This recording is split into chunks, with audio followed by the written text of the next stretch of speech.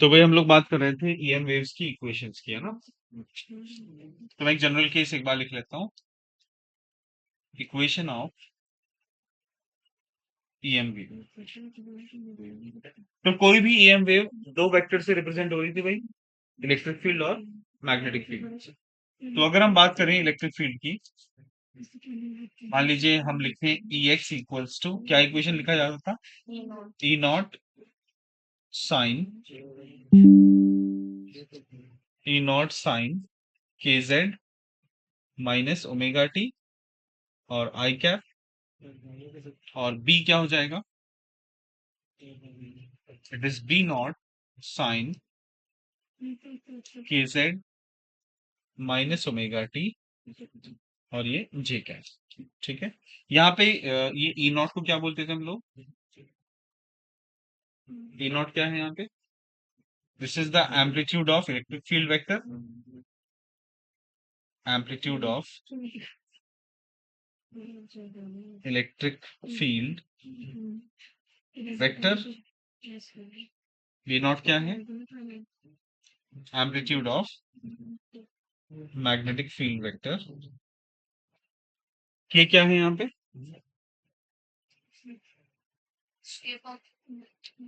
हाँ, ये होता है 2 पाई अपॉन लैम्डा।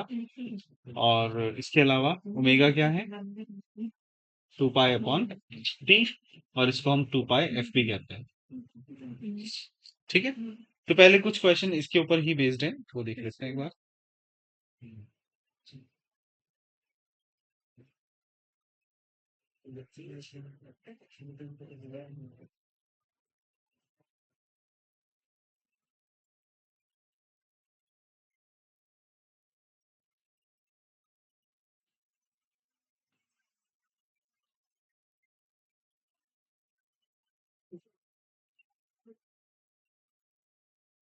अच्छा, एक चीज और हमने यहाँ पे डिफाइन करी थी। किसी वेव की जो इक्वेशन आपने लिखी है, तो इसकी स्पीड क्या होती है? स्पीड ऑफ ईएम वेव वो आया था v equals to E naught upon B naught, या ई अपॉन बी। या हम इसको अगर c से लिखें तो c क्या आ जाएगा? ई नॉट अपॉन बी नॉट। और इसी की वैल्यू होती है 1/√ऑफ म्यू नॉट एप्सिलॉन नॉट, और यही होता है 1/√ऑफ म्यू एप्सिलॉन, है ना? बस यहाँ पे फिर c की जगह क्या आ जाएगा? v आ जाएगा, है? तो ये वाला टर्म बल्कि मैं यहाँ पे लिख देता हूँ, 1/√ऑफ म्यू एप्सिलॉन। ठीक है। चलिए, क्वेश्चन है ये। इसमें हमें मैग्नेटिक फील्ड दिया हुआ है। EM wave has magnetic field vector bxt is equal to 1.2 into 10 की power -7 sin 0.5x plus 1.5 into 10 की पावर 11t। ठीक है। मैग्नेटिक फील्ड दिया हुआ है ये, आपको बताना है ई वेक्टर क्या होगा, इलेक्ट्रिक फील्ड क्या होगी। मैग्नेटिक फील्ड दिया हुआ है, इलेक्ट्रिक फील्ड का वेक्टर निकालना है। ठीक है। सबसे पहले क्या चेक करना होता है हमें? यहाँ पे डायरेक्शन देखिए, यहाँ पे लिखा है के एक्स प्लस ओमेगा टी, यानी जो वेव है वो कहाँ जा रही है? माइनस एक्स में, यानी माइनस आई कैप। मैग्नेटिक फील्ड कौन सी डायरेक्शन में? के कैप। ये जेड में है। पहले तो आप ये सोचे कि जो माइनस आई है वो आएगा कैसे। देखिए, ये बी वाला जेड है। आपको पता है वेव का जो इक्वेशन होता है वो पैरेलल होता है किसके? ई क्रॉस बी के। तो ये मुझे दिया है माइनस आई, पैरेलल टू ई मुझे नहीं पता, और ये कितना है? जेड, यानी कि के कैप। तो मैं यहाँ क्या मल्टीप्लाई करूं कि मुझे माइनस आई मिले? माइनस जे, यानी कि जो ई होना चाहिए वो कहाँ होना चाहिए? माइनस जे में होना चाहिए। अब बात आती है उसकी इलेक्ट्रिक फील्ड का मैग्नीट्यूड क्या होगा। उसके लिए मेरे पास एक फॉर्मूला है, ई नॉट क्या हो जाएगा? सी टाइम्स ऑफ पी नॉट। तो सी कितना है? 3 × 10⁸, और इनटू वी नॉट कितना है अपने पास? 1.2 इंटू 10⁻⁻7 कितना हो जाएगा? 3.6 इंटू 10 दैट इज 36। तो इक्वेशन क्या लिखेंगे बताओ? E equals to 36 sine 0.5x plus 1.5 into 10⁻11t और डायरेक्शन क्या लिखेंगे? -g। लिख लीजिए।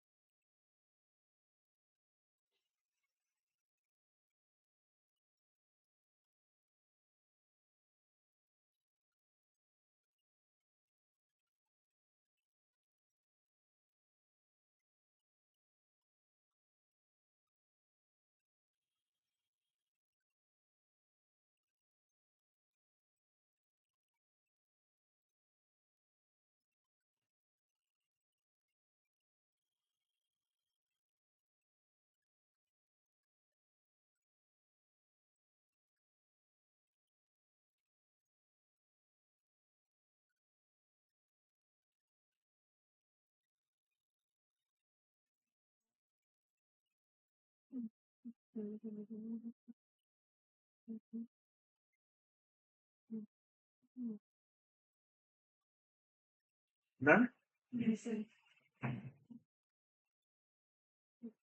देखिए एक और क्वेश्चन देखते हैं।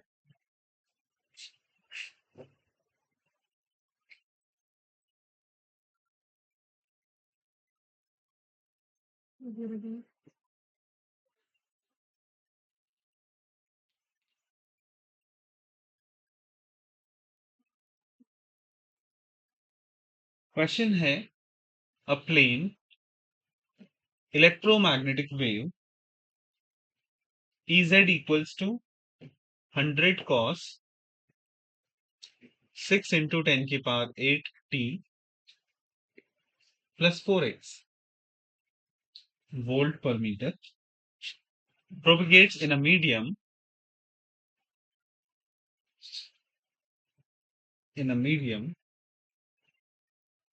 of dielectric constant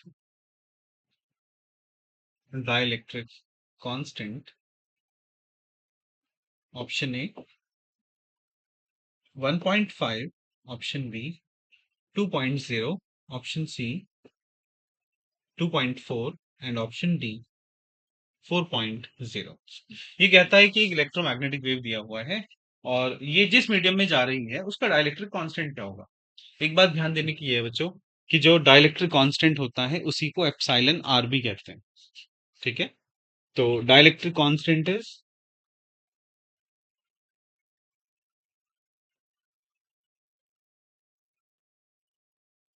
तो डाइलेक्ट्रिक कांस्टेंट ही अपना क्या होता है? Epsilon R. और डाइलेक्ट्रिक्स के लिए म्यू आर की वैल्यू क्या होती है पता है? डाइलेक्ट्रिक के लिए म्यू आर की वैल्यू 1 होती है। ठीक है, इसको याद रखना। अब बात बताएं, पहले तो इस वेव को आप ध्यान से देखो। इस वेव के अंदर जो ओमेगा है वो क्या है? 6 इंटू 10⁸ और के कितना है? 4, राइट। अच्छा, वेलोसिटी क्या होती है? v equals to omega upon K, ये भी होती है वेव की वेलोसिटी, है ना। तो wave velocity v equals to omega by K है। और जब हम देख रहे हैं कि वो कोई मीडियम में ट्रेवल कर रही है तो वो वेलोसिटी होती क्या है? 1/√ऑफ म्यू एप्सिलॉन। सो 1 ये म्यू एप्सिलॉन को क्या लिखेंगे? Mu naught mu R epsilon naught epsilon R. So 1/√ऑफ mu naught epsilon naught under root of mu R epsilon R. ये 1/μ0 एप्सिलॉन नॉट क्या बनेगा, C upon square root of mu R into epsilon R, और इधर क्या चल रहा है, ओमेगा बाय के। देखिए भाई ओमेगा कितना हुआ, 6 × 10⁸ अपॉन के हो गया 4 is equal to 3 × 10⁸ upon under root of mu R 1 और एप्सिलॉन आर हमें निकालना है। ठीक है, सिंप्लीफाई कर लेते हैं इसको। 10⁸ कट गया, 3 × 2 = 6, 2 × 2 = 4, क्रॉस मल्टीप्लाई कर दीजिए, under root of epsilon R equals to 2। So epsilon R कितना जाएगा, 2 का square, epsilon R is, so the answer is 4.0।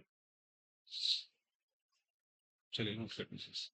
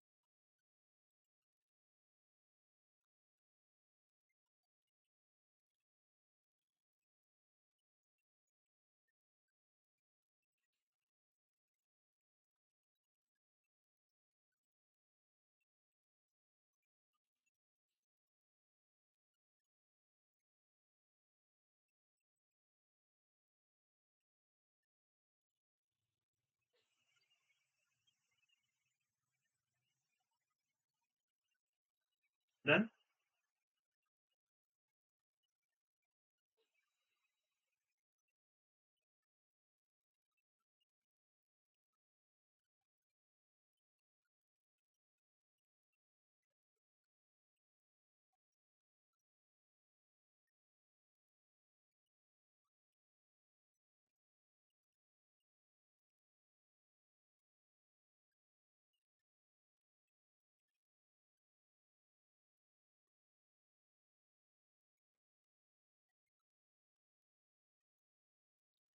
तो भाई ये तो बात हो गई ईएम वेव की इक्वेशन की, है ना। अब इसके कुछ कैरेक्टरिस्टिक्स पढ़ते हैं। तो कैरेक्टरिस्टिक्स लिख लीजिए, मैं बोल देता हूँ।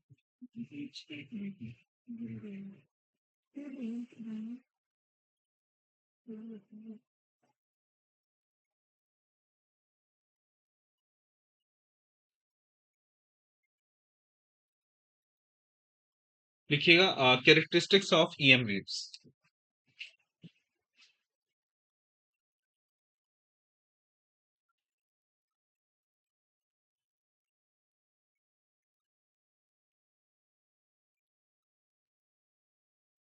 Characteristics of EM waves. Number 1 लिखिए, EM waves do not require EM waves do not require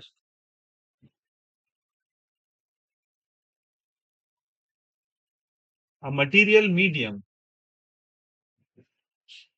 a material medium for their propagation,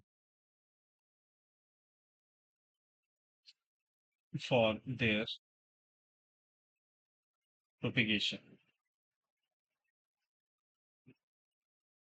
EM waves do not require a material medium for their propagation. They can travel they can travel in vacuum. They can travel in vacuum.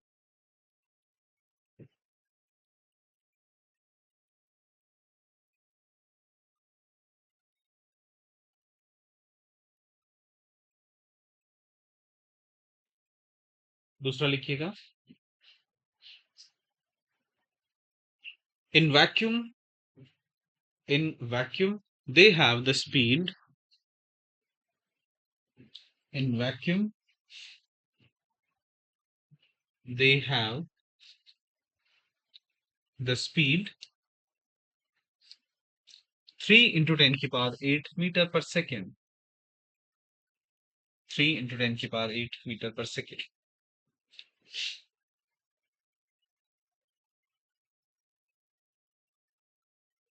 Next, these waves travel. These waves travel perpendicular. These waves travel perpendicular to the electric field and magnetic field vectors.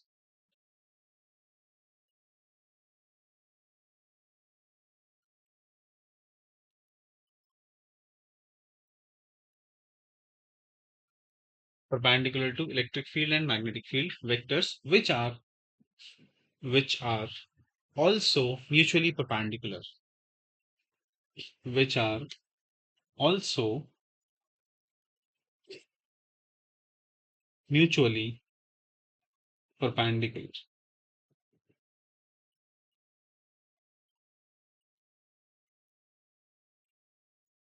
Next, the electric field vector, the electric field vector of EM wave is only responsible for its optical effect.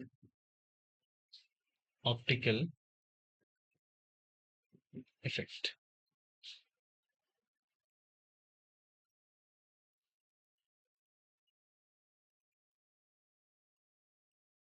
Next, these waves are transverse in nature. These waves are transverse in nature.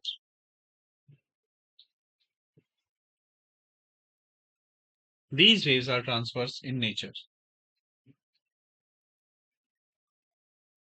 Next, these waves can be polarized. These waves can be polarized.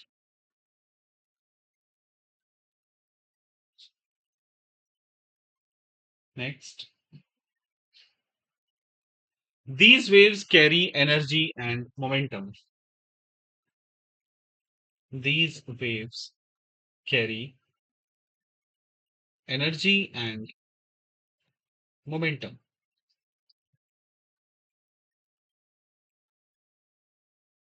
These waves carry energy and momentum.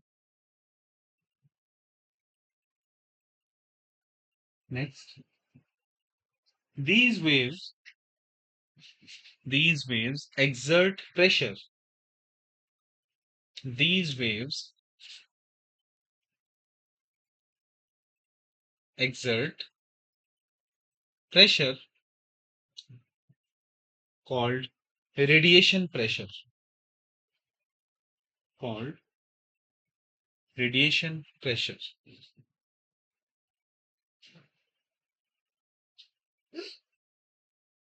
तो भाई ये 8 इसके characteristics, ठीक है, इसमें से ऐसे ऐसे रीजन का सवाल बन सकता है। अब आते हैं एनर्जी इन ईएम वेव। देखिए अभी हमने पढ़ा कि जो ईएम वेव है वो इलेक्ट्रिक फील्ड और मैग्नेटिक फील्ड में चल रही है, तो इसका मतलब उसके पास एनर्जी भी दोनों तरह की होनी चाहिए, है ना? तो हम कह सकते हैं energy is stored in the form of in the form of electric field and magnetic field,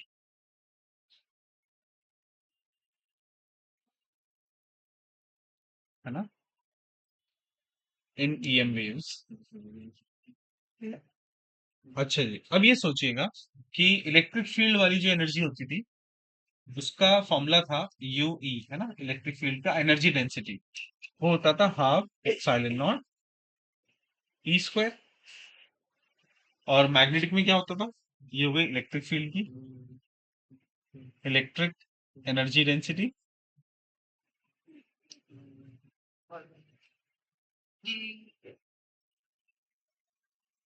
और यूबी कितना हो जाएगा, half B square upon mu naught. ये कौन सी होगी, magnetic energy density, energy density. तो total energy density of EM wave, total energy density of an EM wave क्या हो जाएगी बच्चों, एनर्जी हो U equals to U E plus UB, that will be half epsilon naught E square plus B square upon 2 mu naught. ये तो आ गई इसकी total energy, लेकिन इसमें जो एनर्जी इलेक्ट्रिक फील्ड में यूज होती है वही मैग्नेटिक में इस्तेमाल होती है। Also in an EM wave U E equals to U B, मतलब half epsilon naught E square की वैल्यू वही होती है जो कि B square upon 2 mu naught की होती है। देयरफॉर तो यू कितना आएगा, मैं दोनों को ही half epsilon naught E square लिख देता हूँ, half epsilon naught E square plus half epsilon naught E square, कितना हो जाएगा टोटल मिला के, epsilon naught E square, right? या अगर आप दोनों को ही B square upon 2 mu naught रख दें, u equals to B square upon twice of mu naught plus B square upon twice of mu naught, कितना हो जाएगा दोनों को मिला के, B square upon mu naught. तो बेसिकली जो हमारे पास एनर्जी आई है टोटल, वो क्या आई है, उसके तीन फॉर्मूले आ गए, half epsilon naught E square plus B square upon 2 mu naught, या एप्सिलॉन नॉट ई स्क्वायर या B square upon mu naught. ठीक है। अच्छा, अब अगर हमें एवरेज लेना हो तो एवरेज एनर्जी डेंसिटी, एवरेज का मतलब हो गया कि जो U है that will be U E plus U B upon 2, है ना, इसको हाफ हाफ कर दो। तो ये बताओ पहले वाला जो टर्म था उसको हाफ करेंगे तो क्या आएगा, 1/4 एप्सिलॉन नॉट ई स्क्वायर, फिर B square upon 4 mu naught. ऐसे ही यहाँ पे क्या आ जाएगा एवरेज, इसका आधा, यहाँ पे क्या आ जाएगा, इसका आधा। तो बेसिकली यू एवरेज जो आएगा वो यहाँ से निकल के आएगा, नोट कीजिएगा इसको।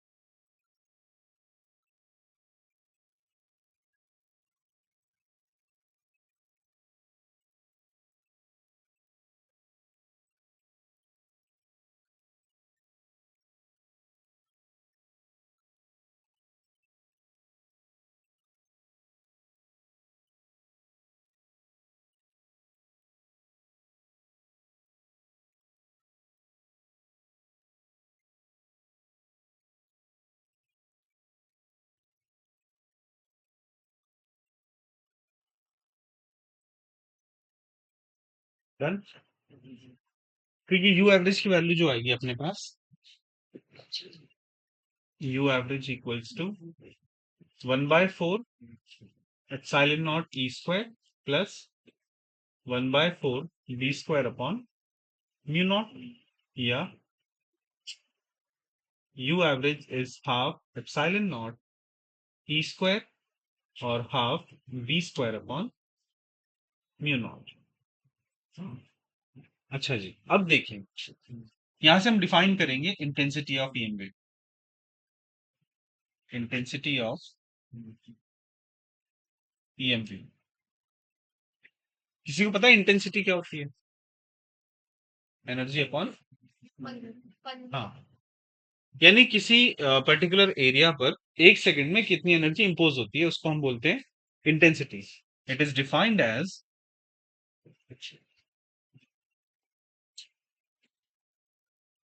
it is defined as the energy imposed on a unit area, per unit time। ठीक है, तो इंटेंसिटी को हम आई से डिनोट करते हैं, तो फॉर्मूला क्या बनेगा भाई? Energy upon area into time. अगर मैं इसको एनर्जी डेंसिटी के टर्म्स में लिखना चाहूं, क्योंकि एनर्जी डेंसिटी होती है एनर्जी अपॉन वॉल्यूम, तो यहाँ पे क्या लिख सकते हैं हम लोग एनर्जी को? तो ये हो जाएगा energy density multiplied by volume divided by area into time. तो आई कितना हुआ यहाँ पे? एनर्जी डेंसिटी क्या हो गई? U A V multiply by volume को लिख सकते हैं area into length, area into distance divided by area into time. Area cancel हो गया, ये डिस्टेंस अपॉन टाइम क्या होता है? Speed. So you average multiply by speed, यानी कि सी। तो आई का फॉर्मूला बना you average into C. Important formula है, याद रखना है। अच्छा, अब आ जाइए, यू एवरेज की वैल्यू कितनी आई थी भाई? Half epsilon naught E square into C, और इसको ये भी बोला जा सकता है I equals to B square upon 2 mu naught into C. ठीक है। अच्छा, पावर कैसे निकाल सकते हैं? Power of EM wave. देखिए, अभी हमने इंटेंसिटी को लिखा था energy upon area into time. ये एनर्जी अपॉन टाइम क्या होता है? पावर। तो हम इसको लिख सकते हैं I equals to power upon area. तो पावर क्या आ जाएगी भाई? I times A. ठीक, ऐसे लिख सकते हैं।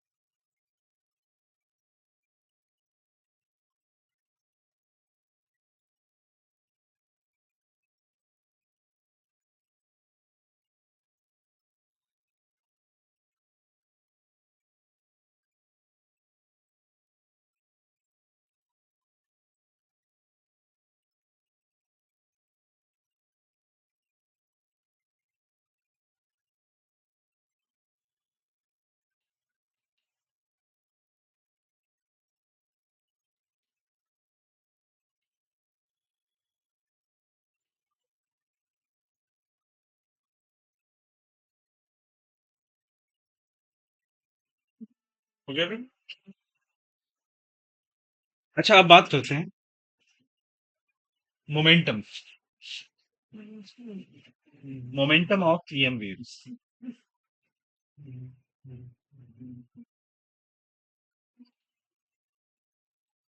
देखिए, अगर हम दो सरफेसेस माने, पहला सरफेस मैं ले रहा हूं, from a reflecting surface, from a perfectly reflecting surface, reflecting surface, यहां से कोई ईएम वेव आ रही है और टकरा के लौट के जा रही है। ठीक है। अच्छा, जब ये वेव यहां से आ रही होगी, इसका इनिशियल मोमेंटम क्या था, सपोज पी आई, और लौटते हुए पी एफ। ठीक है। तो आपको पता है मोमेंटम का फॉर्मूला होता है in terms of energy, U upon C. P equals to U upon C. U क्या है इसकी एनर्जी? You average. तो ये हुआ इनिशियल मोमेंटम। फाइनल मोमेंटम क्या होगा? Minus U average by C. Minus इसलिए क्योंकि वो ऑपोजिट डायरेक्शन में आ रहा है। अगर मैं चेंज पूछूं इसका, क्या आएगा भाई? P final minus P initial. तो माइनस करके ये आएगा twice of U average upon C. तो बेसिकली डेल्टा पी की वैल्यू आ गई 2u अपॉन सी। आप चाहें तो u की वैल्यू रख सकते हैं, half epsilon naught E square. अच्छा, अब दूसरा केस क्या हो सकता है? From a perfectly absorbing surface,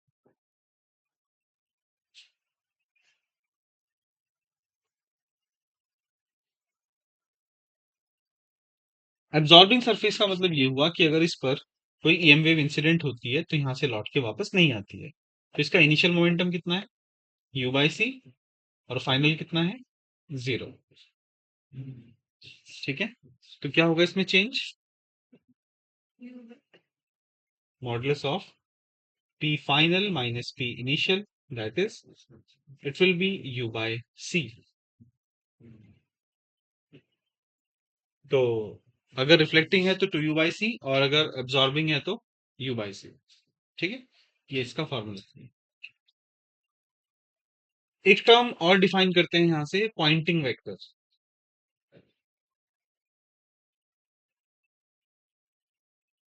Poynting vector. Poynting vector हमें बताता है कि कोई ईएम वेव किस डायरेक्शन में जाएगी या उसमें एनर्जी का ट्रांसपोर्टेशन कैसे होगा। So this vector gives the direction of wave propagation,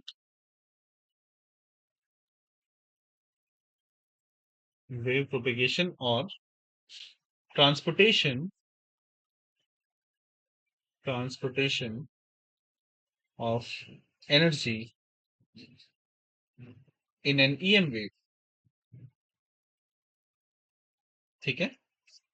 इसको डिफाइन करते हैं हम लोग, एस वेक्टर इक्वल्स टू 1/म्यू naught times vector E cross vector P. ये इसका फॉर्मूला है। ठीक है। अगर हम इसका यूनिट निकालें तो क्या आएगा भाई? इसका मैग्नीट्यूड देख लेते हैं पहले। It will be E naught B naught upon mu naught. ये क्या हो गया? E naught newton per coulomb. B क्या होता था? Newton per ampere metre upon mu naught newton per ampere square.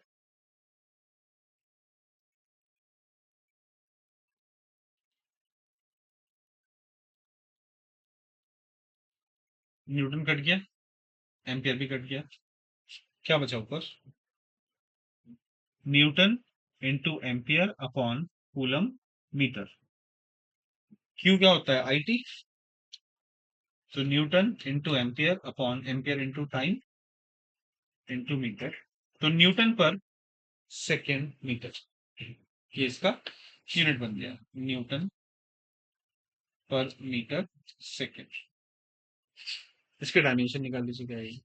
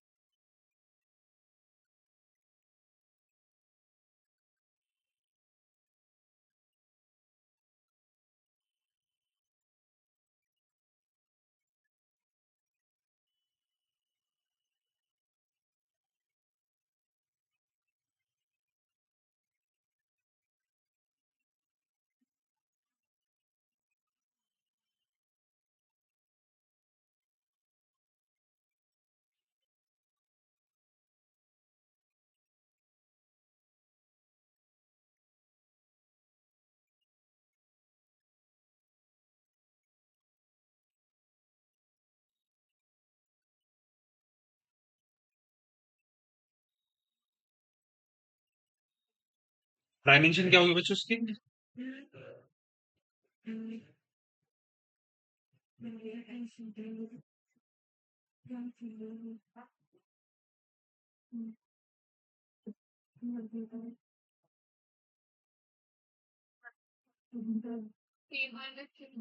हाँ, एम टी माइनस थ्री, ठीक है। इसकी डायमेंशन आएगी बच्चों MT-3, है ना?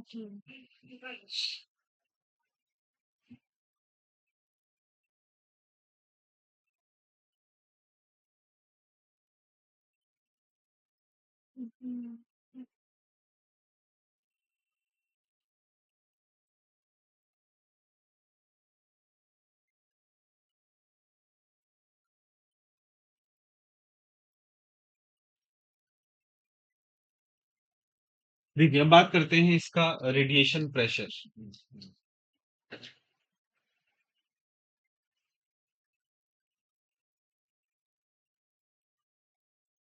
It is the mechanical pressure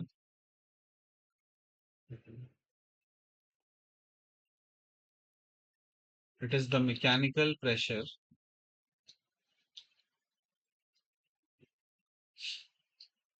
exerted by an EM wave। अब यहाँ भी दो पॉसिबिलिटीज हो सकती है, या तो सरफेस जो हो सकता है वो रिफ्लेक्टिंग, और या तो एब्जॉर्बिंग। तो पहला case, if the surface is perfectly reflecting,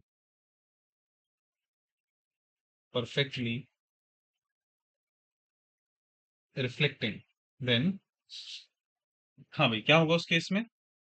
pressure आएगा P equals to twice of S upon C, और समटाइम्स आप इसको लिख सकते हैं 2I अपॉन C, ठीक है, इंटेंसिटी के टर्म्स। और अगर दूसरा केस होगा, if the surface is perfectly absorbing,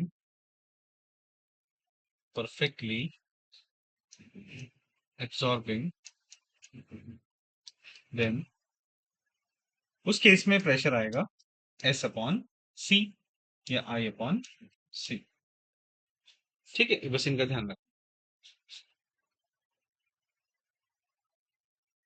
हाँ भाई, क्या बात हो गई? लग गए? हाँ? ये गंदा नहीं है।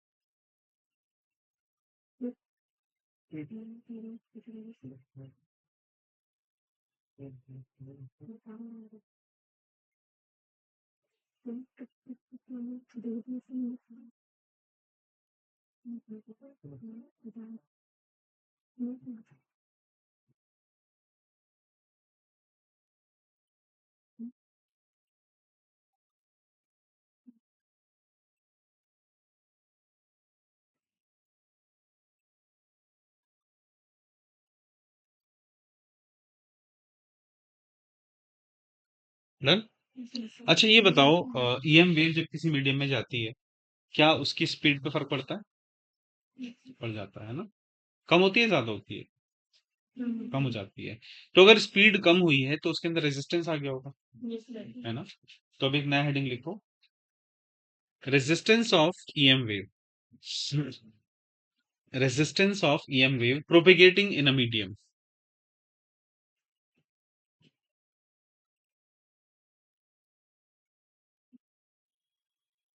Resistance of EM wave propagating in a medium. इसको ना इम्पिडेंस भी कहते हैं, EM वेव का, ब्रैकेट में लिख लेना, इम्पिडेंस। देखिए, it is the ratio of It is the ratio of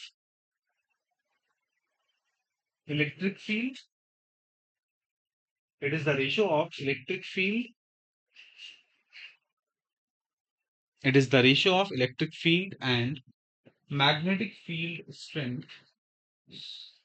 It is the ratio of electric field and magnetic field strength in the medium. In the medium. तो basically अगर हम इसको लिखें, इसको Z कहते हैं. Z equals to E upon H. E by H. अच्छा, आपको याद है H की वैल्यू क्या होती थी? Mu times B. Come in please. Z क्या होता है? E upon mu times of B. अच्छा, इसके अलावा आपको पता है इन वैक्यूम, वैक्यूम में हम Z को क्या लिख सकते हैं? E naught upon H naught या E naught upon mu naught into B naught. What is this E naught upon B naught? C. तो Z equals to what? C upon mu naught. एक formula तो ये बन गया. इसके अलावा आप जानते हैं C को क्या लिखते हैं हम लोग? 1 upon under root mu naught epsilon naught. तो 1 अपॉन म्यू नॉट तो ऑलरेडी यहाँ पे है into 1 upon under root of mu naught epsilon naught. ठीक है. अच्छा जी, इसके अलावा बल्कि एक मिनट उल्टा लिख दिया. H होता है B अपॉन म्यू है.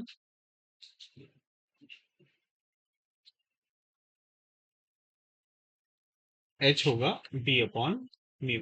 तो म्यू पर आ जाएगा म्यू E अपॉन B. तो यहां से क्या बनेगा भाई? Mu naught E naught upon V not. तो Z का एक फॉर्मूला बन गया mu naught times of E naught upon V not. और E naught upon V not क्या है? C. तो Z को हम लिख सकते हैं म्यू नॉट टाइम्स C. अच्छा, और Z equals to mu naught times C को लिख सकते हैं 1 upon under root of mu naught epsilon naught. That is the square root of mu naught upon epsilon naught. तो बेसिकली इंपेडेंस जो आ गया वो यहाँ पे under root of mu naught upon epsilon naught आ गया. दूसरा इसको क्या लिख सकते हैं हम लोग? Mu naught E naught upon B naught लिख सकते थे. और इसी को हम लिख सकते थे क्या? Mu naught into C. तो ये सारे फॉर्मूले हैं किसके? इम्पिडेंस के. और इम्पिडेंस की यूनिट क्या होती है? ओम. तो under root mu naught epsilon naught की यूनिट क्या होगी? ओम.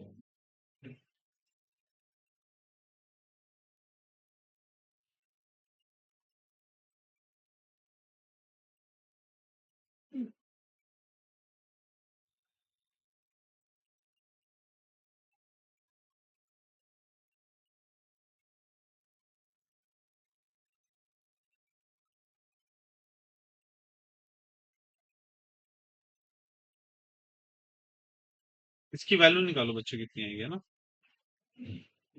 यहाँ से निकाल लो ना. हम्म.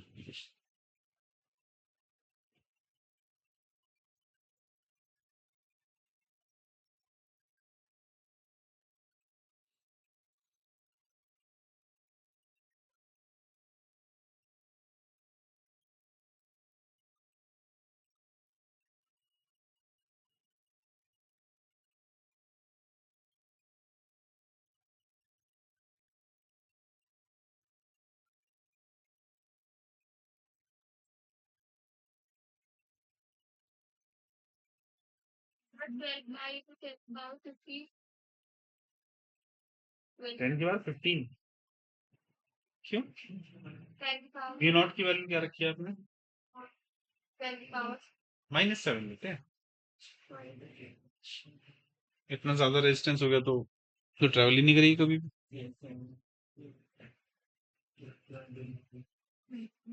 अच्छा, 5 वैल्यू होगा.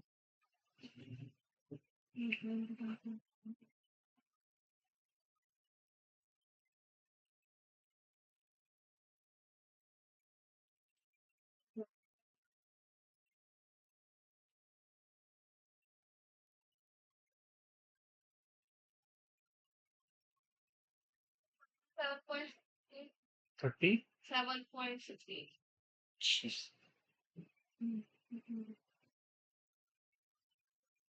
377 आ रहा है।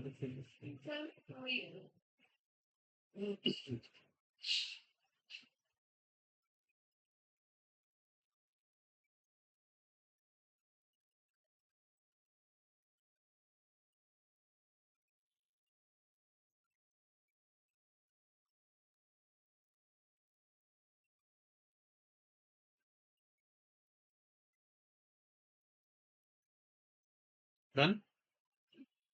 377 आ जाएगा लगभग, है ना? तो यानी जो ईएम वेव होती है वो वैक्यूम में जब ट्रेवल करती है तो उसका रेजिस्टेंस लगभग 377 ओम के आसपास होता है।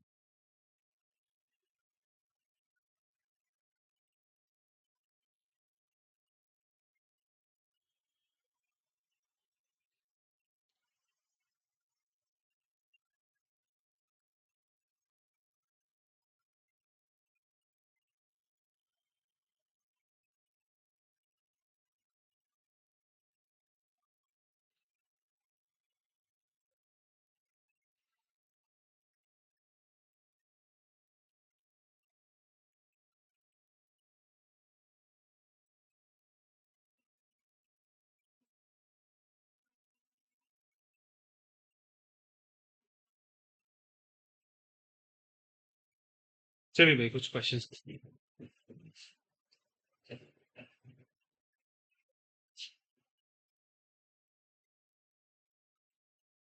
क्वेश्चन कहता है find the amplitude,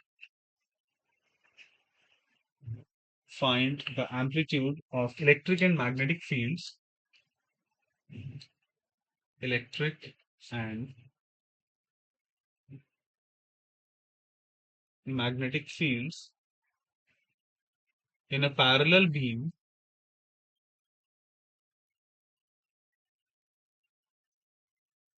of light of intensity 4 watt per meter square। ये क्वेश्चन, इलेक्ट्रिक फील्ड और मैग्नेटिक फील्ड के एम्पलीट्यूड्स बताने हैं जबकि इंटेंसिटी आपको 4 देगा। क्या फॉर्मूला था इंटेंसिटी का? I equals to U average into C. तो अगर आप इलेक्ट्रिक फील्ड की बात करें तो यू एवरेज क्या था? Half epsilon naught E square into C. तो ये आ जाएगा 2i अपॉन एप्सिलॉन नॉट सी का अंडर रूट इक्वल्स टू ई। दूसरा, इसी के फॉर्मूले में मैग्नेटिक फील्ड का क्या था? B square upon 2 mu naught into C. तो बी कितना आ जाएगा? Under root of 2 mu naught I upon C. तो ये दोनों वैल्यूज निकाल दीजिए और बताइए आंसर क्या है। सब लोग कीजिए इसको।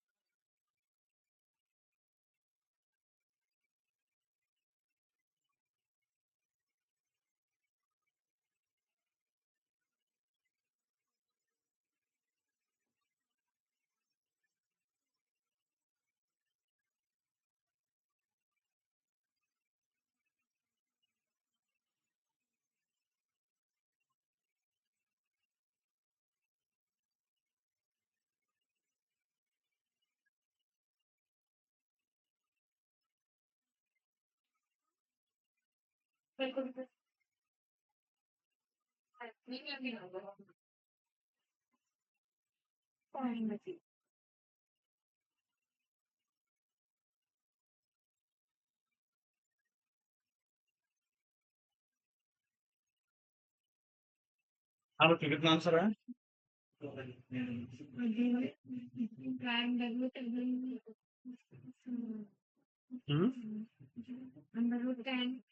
सॉल्व करना है इसको।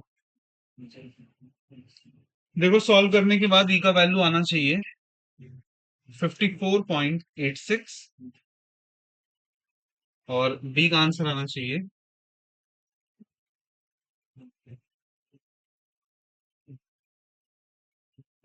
ये।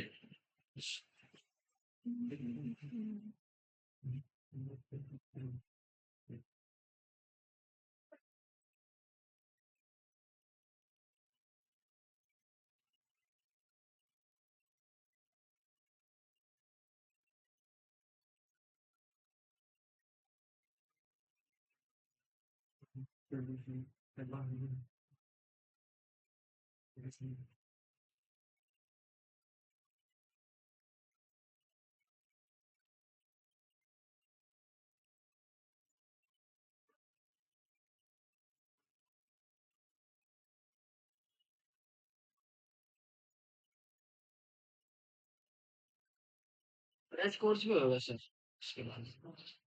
जी, कुछ नहीं। तो मतलब प्रीवियस चैप्टर जो मेरे क्लियर हो रहे हैं वो सब डाउट्स रिकॉर्डेड है, सब रिकॉर्डेड है। देखने आनी है कुछ। मतलब वो तो है एक मतलब डाउट्स अगर पूछना हो वो अलग से क्लास उसकी शायद होती है, डाउट सेशन। डाउट सेशन की 10-12 क्लासेस होती है। जैसा मैं प्रीवियस चैप्टर कर रहा हूँ वो मतलब डाउट्स होता है मतलब तो मैं दिख रहा हूँ मैं सोच पा रहा इसी वजह से शिक्षा आना कर रहा हूँ उसके लिए सीरियस पूरा कर रही है उसके बाद 10-15 क्लासेस होती है डाउट्स के लिए क्योंकि डाउट सीखना है। हाँ भाई चलिए अगला क्वेश्चन देखिएगा।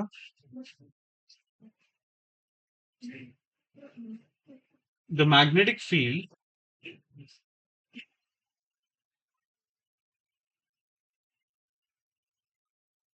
the magnetic field in a plane electromagnetic wave in a plane electromagnetic wave is given by B equals to 200 micro tesla sine 4 into 10 की power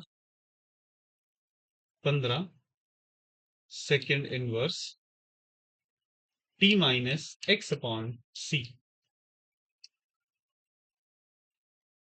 find the average energy density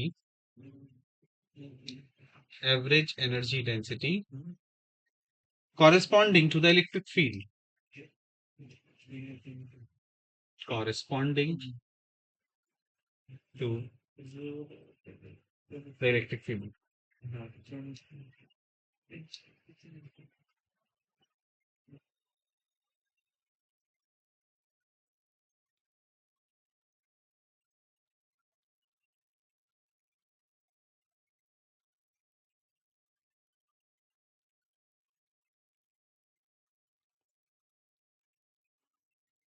चलिए ये कीजिएगा।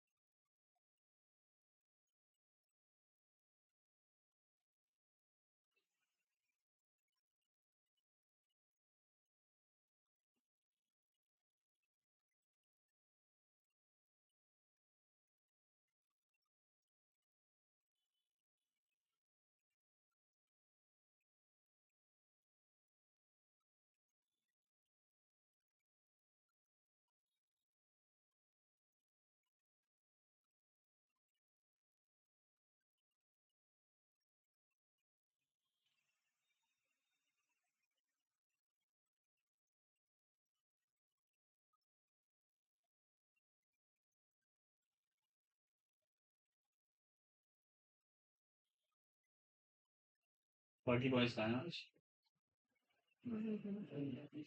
हैं? वही है तो एक नंबर होगा तैयारी तो हुई नहीं। ऊपर ही दे देगा तो परीक्षा पानी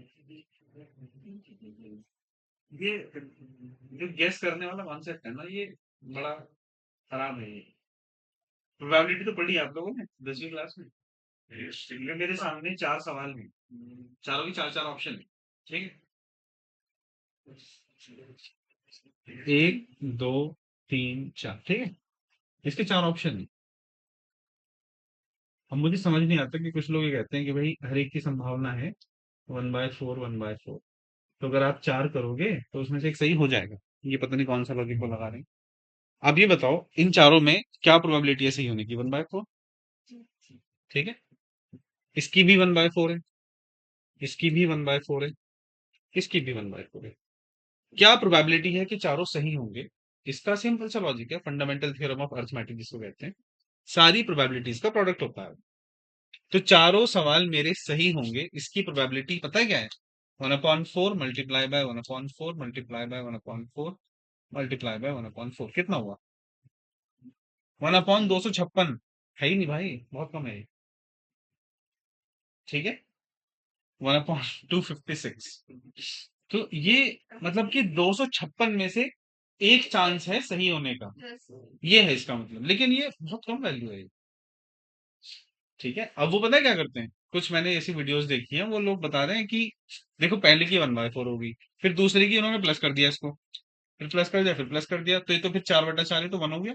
ये तो हमेशा सही होने की संभावना है, हमेशा सही होगा, ये तो गलत है, ठीक है? तो जो लोग इस तरह की वीडियोस बनाते हैं उनसे बच के रहो आप लोग, ठीक है? कुछ ऐसे पता नहीं कौन कौन वीडियो को बना स्टूडेंट रहे हैं हैं ऐसे, तो हाँ मतलब एमबीबीएस कर रहे हैं या कर लिया उन्होंने वीडियो को भाई वो बना रहे देखो वो उनकी गणित है क्या है, हर किसी का अपना अलग वो होता है कॉन्सेप्ट, ठीक है? लेकिन जो बेसिक मैथ्स है वो ये कहता है कि अगर आपको 4 इवेंट्स दे रखी है, चलो मैं एक सवाल पूछता हूँ आपसे। आपको मैंने एक फोन दिया, ठीक है? और मैं ये कह रहा हूँ कि उसमें लॉक लगा हुआ है, आपको लॉक खोलना है।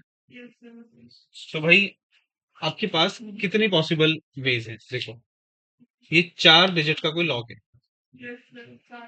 ठीक है? आपके मैंने ऑप्शन दे दिया, मैंने कहा भाई आपको इसका लॉक खोलना है, आपको नहीं पता, आपके पास कितनी चॉइसेस अवेलेबल है पहले वाले नंबर के लिए? क्या क्या रख सकते हैं आप इसके अंदर? 0 से लेकर तो 10 पॉसिबिलिटीज है आपके पास। अगले में कितनी है? यहाँ भी 10 है, यहाँ भी 10 है और यहाँ भी 10 है ना? तो अगर आप देखें इसका लॉक खुल जाएगा, इसकी क्या संभावना है पता है? 1/1, 2, 3, 4, 1/10,000। मतलब ऐसा कहा जा सकता है कि 10,000 नंबर डालने के बाद एक नंबर सही हो जाए, ठीक है? लेकिन 10,000 वाला नंबर कौन ही डालेगा? आजकल तो फोन्स में आप 4-5 बार गलत डाल दो लॉक हो जाता है, ठीक है? एक बार ऐसा मेरे साथ हुआ था, बहुत पहले की बात है, कभी एक बटन वाला जो फोन होता था रिलायंस का, ठीक है? तो उसमें मैं लॉक लगा के भूल गया, ठीक है? मैंने यही लॉजिक लगाया उसके अंदर, मैंने सारे नंबर डाल के देखता रहा, मतलब मैं 200-250 नंबर डेली डालता था। पहले 0, 0, 0, 0, 0, 0, 0, 1, 0, 0, 0, 2, मैं सारे पॉसिबल। तो कुछ ऐसा आया था 1378 करके कुछ आया था, तो 4-5 दिन में वो मुझे मिल गया था। लेकिन इसका मतलब ये है कि वो या तो आप डाल के देखो सारे नंबर, जाहिर है कि एक नंबर तो आ ही जाएगा कोई ना कोई, लेकिन फिर भी वो चांसेस बहुत कम है, ठीक है? तो संभावनाएं जो होती हैं वो सीधा सीधा गणित है, इसमें कोई ऐसे नहीं कि जिसको हम किस्मत कहते हैं, वो मैथमेटिक्स में उसको हम प्रोबेबिलिटी कहते हैं, ठीक है? साइंस जो है वो किस्मत या बाकी चीजों को जो थोड़ी सी वर्चुअल है उनको नहीं मानता है, वो कहता है भाई मैथमेटिक्स है, आप देख लो, प्रोबेबिलिटी है, आशंका है, हो जाएगा, नहीं होगा नहीं होगा। जब कभी बारिश की फोरकास्टिंग होती है तो उसमें भी तो वो लिखते हैं ना संभावना, कि बारिश होने की संभावना, ये थोड़ा कि बारिश होगी आज, उनको भी नहीं पता है, वह संभावना है, ठीक है? तो भाई तुक्कों के चक्कर में ना रहे, ठीक है? अपनी पढ़ाई पे ध्यान दे, या तो आपसे क्वेश्चन आ गया या तो नहीं आएगा, नहीं आएगा तो तुक्का मत मारे, ठीक है? ये गेस करना बहुत खराब चीज है, खासतौर से उन जगह पे जहाँ पे नेगेटिव मार्किंग है। अगर नेगेटिव मार्किंग नहीं है तो फिर तो आप लगा दो, ठीक है? अगर नेगेटिव नहीं है, मान लीजिए आप बोर्ड्स के एग्जाम दे रहे हो, वहां पे नेगेटिव मार्किंग नहीं होती, और उसमें मान लीजिए 16 क्वेश्चन आ रहे हैं एमसीक्यूज, आपको 6 नहीं आते तो उनमें आप गेस कर सकते हो कि अगर वो कट गए तो आपके नंबर नहीं कटेंगे। इस यहाँ तो नंबर कट जाएंगे ना आपके, गलत करेंगे तो नंबर कट जाएंगे। ठीक है, चलिए खैर, ये आया इसका आंसर बच्चों? इसका आंसर आया क्या? 0.016 के आसपास approximately। भाई इसका आंसर आ रहा है बच्चों 15.9 इंटू 10 की पावर -3, या लगभग 16 इंटू 10 की पावर -3। देखो पहले आपको क्या निकालना पड़ेगा इसमें, इलेक्ट्रिक फील्ड। उसके बाद फॉर्मूला अपने पास क्या होता था, half epsilon naught E square. तो यहाँ पे बी नॉट कितना है, 200 माइक्रो, यानी 10 की पावर -6। तो 2 इंटू 10 की पावर -4। अब आपको निकालना है क्या, ई नॉट। ई नॉट क्या हो जाएगा, हाँ सी टाइम्स ऑफ बी नॉट। तो सी हो गया आपका 3 इंटू 10 की पावर 8, 2 इंटू 10 की पावर -4, दैट इज 6 इंटू 10 की पावर 4। ये तो आएगा अपना ई नॉट। ठीक है, अब अगर हम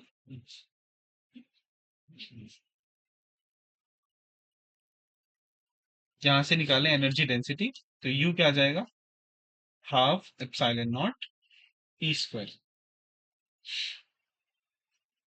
तो हाफ इंटू 8.8 इंटू 10 की पावर -12 इंटू इसका स्क्वायर करेंगे तो 36 इंटू 10 की पावर 8। इसको सॉल्व कर लीजिए।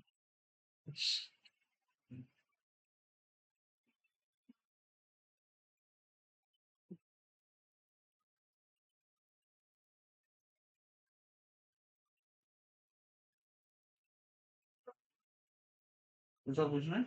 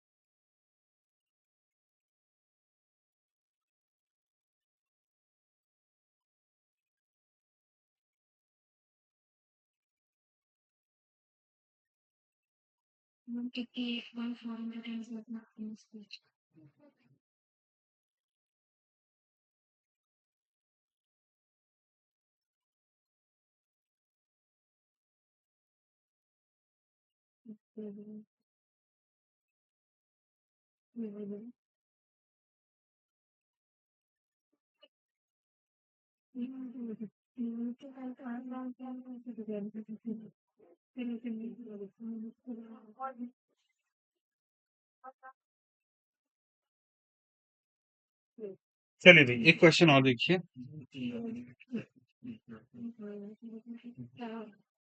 इन a region of free space,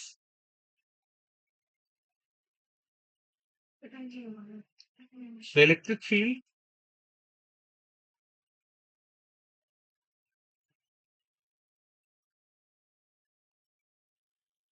and magnetic field,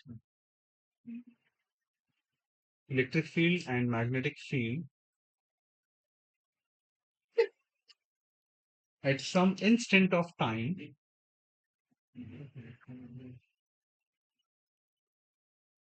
at some instant of time are given by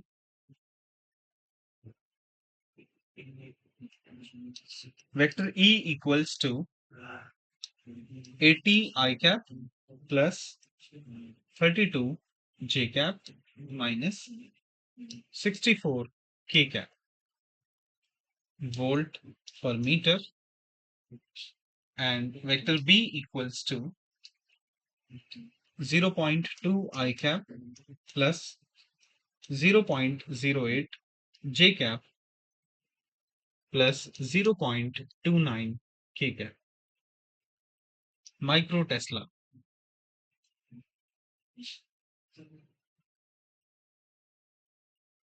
check number 8.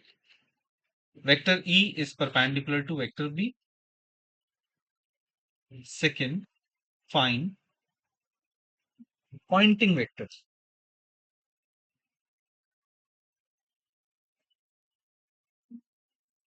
चलिए ये दो चीजें निकालनी है। पहले तो चेक करना है क्या फील्ड्स परपेंडिकुलर हैं, और दूसरा इनका पॉइंटिंग वेक्टर क्या है।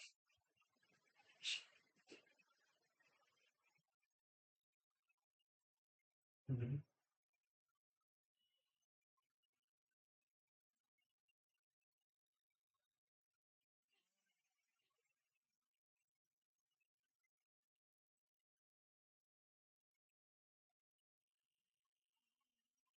ठीक।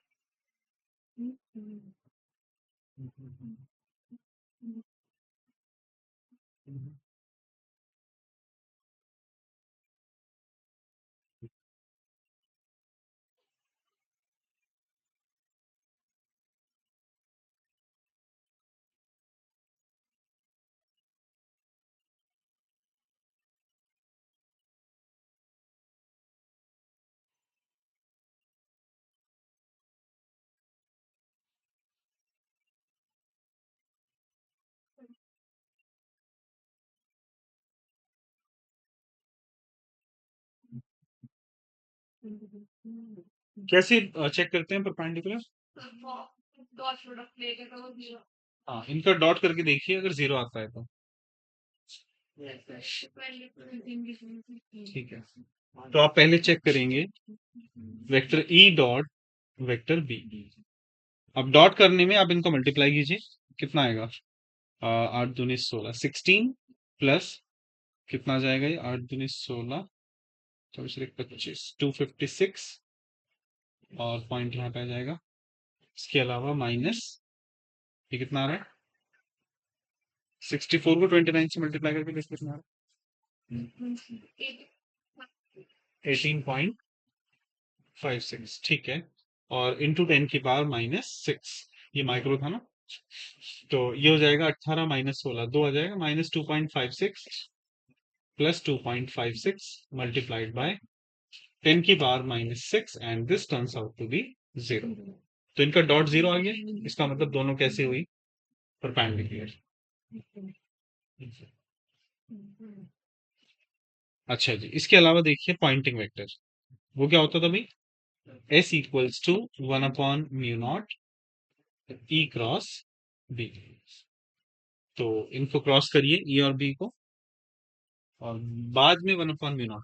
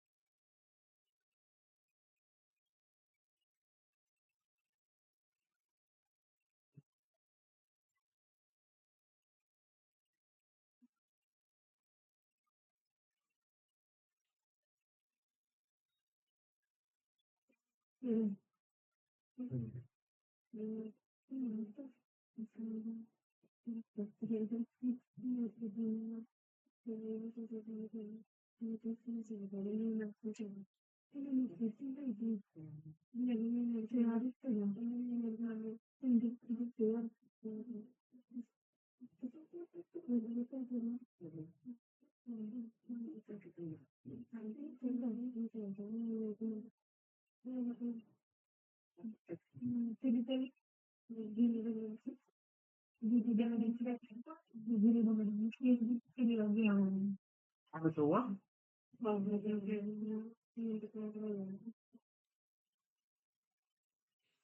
देखो इसको क्या करेंगे पहले तो 1/μ0 को एज इट इज रखा हमने आई कैप जे कैप के कैप है ना। ई के कंपोनेंट्स क्या हो गए 80 32 और -64 और बी के 0.2 0.08 0.29 और ये माइक्रो में है तो 10⁻⁻6। अब इसको सिंप्लीफाई कर लीजिए। ये कितना होगा 1/4 पाई इंटू 10⁻⁻7 और ये 10⁻⁻6 यहाँ पे आ जाएगा। और इसको सिंप्लीफाई कर लीजिए I times 32 into 0.29 minus 0.08 multiply by -64 तो प्लस हो जाएगा। फिर minus J times 80 into 0.29 minus ये प्लस हो जाएगा 0.2 मल्टीप्लाई बाय 64।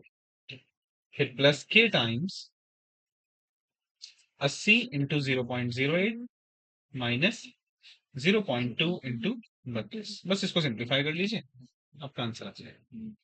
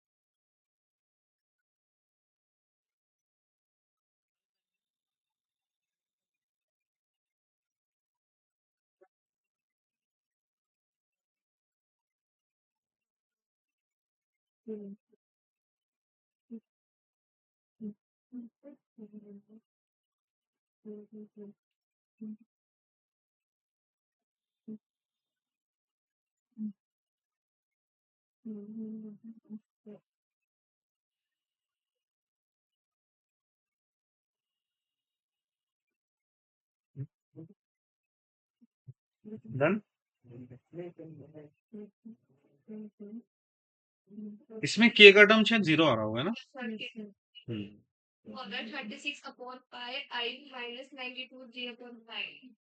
ठीक है।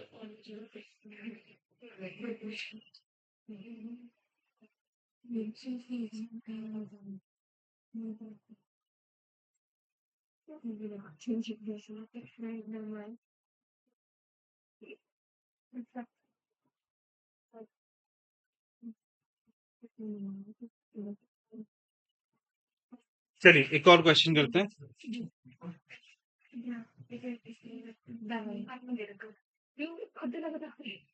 Find the energy. Find the energy stored in a 90 centimeter length of a laser beam operating at 6 milliwatt. चलिए बच्चों ये कीजिएगा।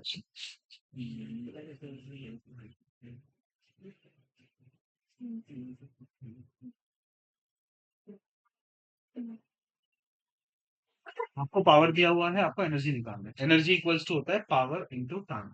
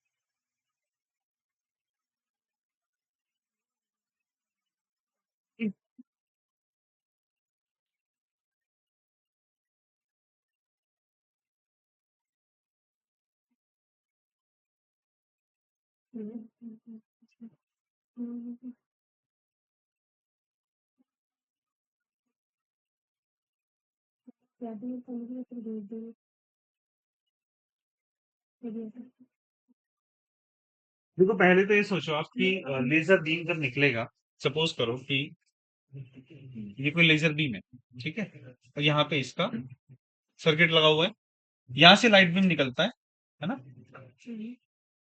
तो ये जो दूरी है ये 90 सेंटीमीटर की है ना। अब ये बताएं इसमें स्पीड कितनी है लेजर बीम की,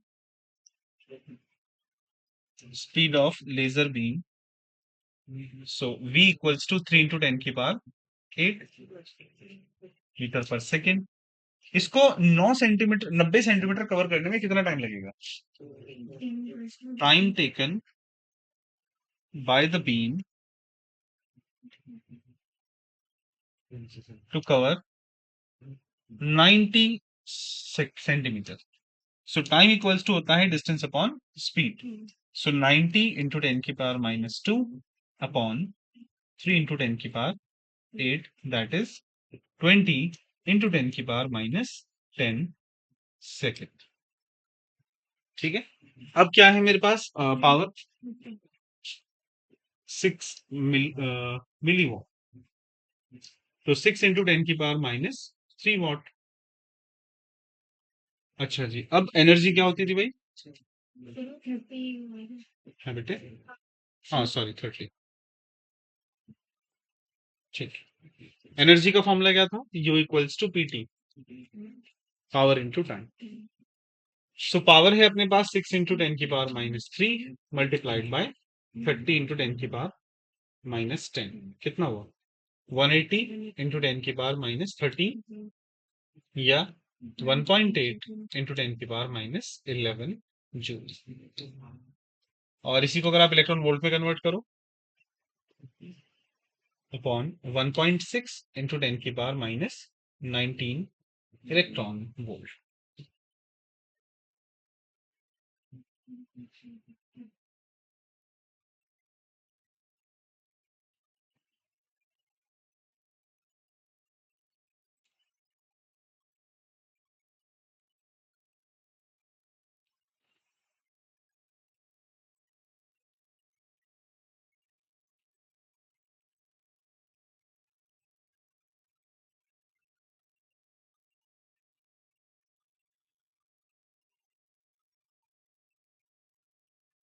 नेक्स्ट क्लास में आप लोग थोड़ा सा पढ़ के आइएगा स्पेक्ट्रम के बारे में, ठीक है, जो क्लास 12 का टॉपिक है, कल वही डिस्कस करेंगे।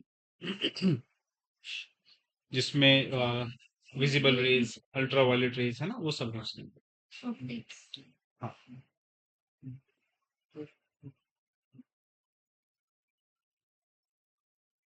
पाँच नंबर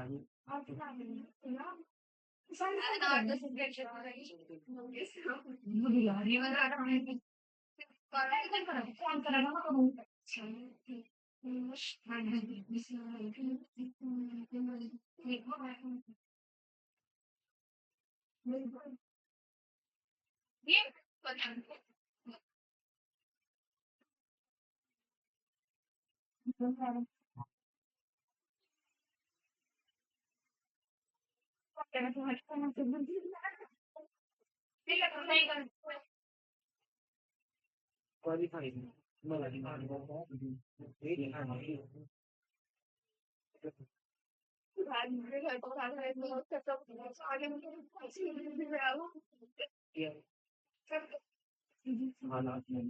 उनके पास तो हिंदी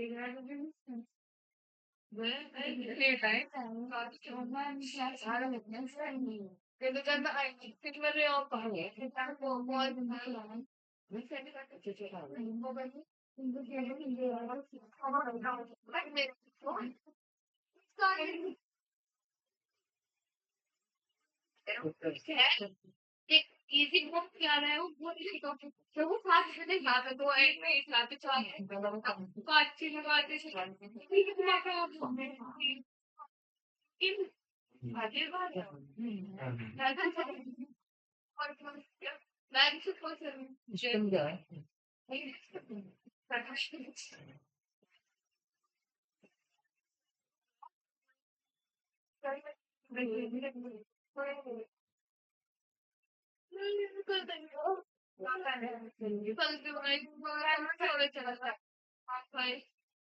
दो बच्चे पाँच पाँच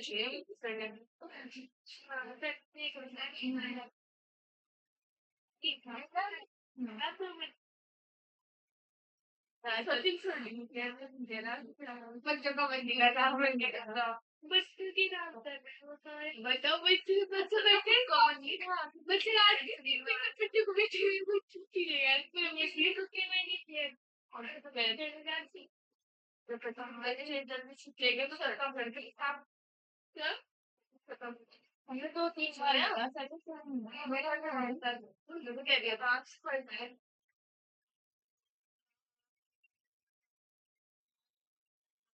सच सही हमारे तो एक ऐसा डेढ़ साल हो मेरे पास सुई करो तीन सौ सुई करो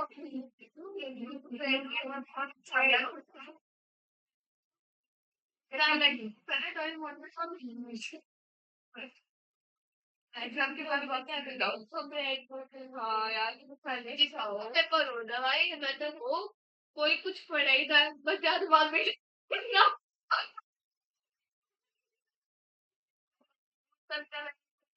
पूरे साल पहले मतलब पूरे साल पहले मेरे तो बात पढ़ता रहा फिर दीदी बस यो है ना आज जैसे पेपर है एक बजे पेपर है तो सुबह बहुत देर से लेके बस फिर उठ कर आंसू से तो पेपर देते जाओ या अल्लाह पूरे पूरे से वीडियो कैसे कुछ हो रहा है दी दीदी आई पढ़ पापा मेरे पापा तो मुझे गाना बता के बिठा देते थे और ये तो भाई मैंने बताया एग्जाम नहीं पापा एंट्री एग्जाम तो कोई बाहर में चला चुके हैं पापा के पापा बैठे हुए मेरे पापा पापा ने कह रहे तो मैंने कहा तो बजे का पेपर है और एक टाइम है 11 बजे तो मैंने कहा तो फिर 10:30 बजे चले चलो मैंने कहा पापा माँ को 12:30 बजे मेरा सेंटर लगा 12:30 बजे गई 10 मिनट तो कॉलेज में लेकिन एक बजे 2 बजे तक प्रैक्टिस क्लास उनका है 6 बजे 1 बजे गेट बंद उठी इतने घंटे में 6 बताओ चेकिंग वगैरह भी 15-20 मिनट तक पड़ता है वहाँ तक वहाँ पे 1 घंटे में बैठ और पाँच तक उनका फिर एग्जाम कराने की 4 बात नहीं करते उनका फोन क्वेश्चन देख सको क्योंकि वो टीचर बोल देते थे कि बोलना मना है क्या लग रहा है क्योंकि बोली जाएगी वो बोल देते हैं टीचर ही बीच में बार-बार ट्राई किया हाँ 1 घंटा है उसमें करा सकते हैं पेपर लास्ट में नहीं जैसे 1 घंटा टाइट है और अब मेरा एग्जाम में कैसे रहूंगा फाइल करवाना है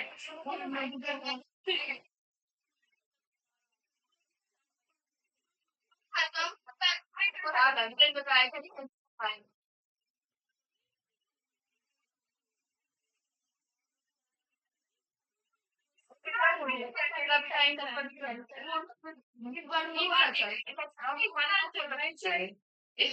फोटो खींच क्या पता है हमें पक्का वाला वीडियो एक वीडियो बन रही है फिर शादी में खा वीडियो सिक्स वीडियो बना रहे ऊपर से पैरों से लेके बर्तन शक्ल तक एक शक्ल की फोटो खींचने फिर बदल तो तुम्हारा आधार कार्ड और तुम्हारा एडमिट कार्ड आगे रखो इन्हें रखवा देती है फोटो अरे पागल बना ना वो ना कार्ड बनाया कि करवा रहे हो ना वो बार नहीं लगे साइना हाथ एडमिट कार्ड एडमिट कार्ड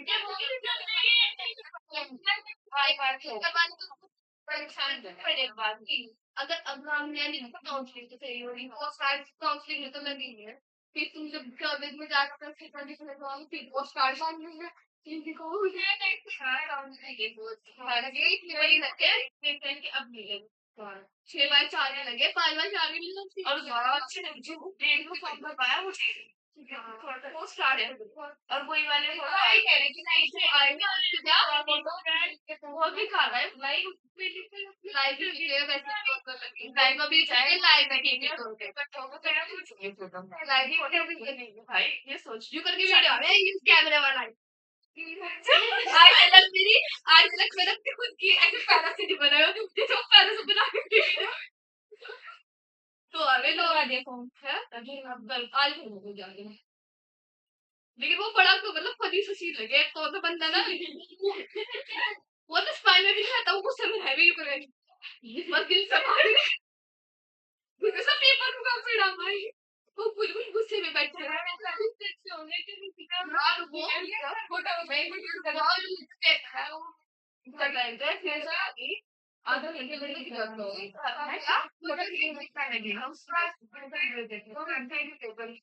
वो जो बड़ी बड़ी एंटी क्या है ना कि तुम्हारे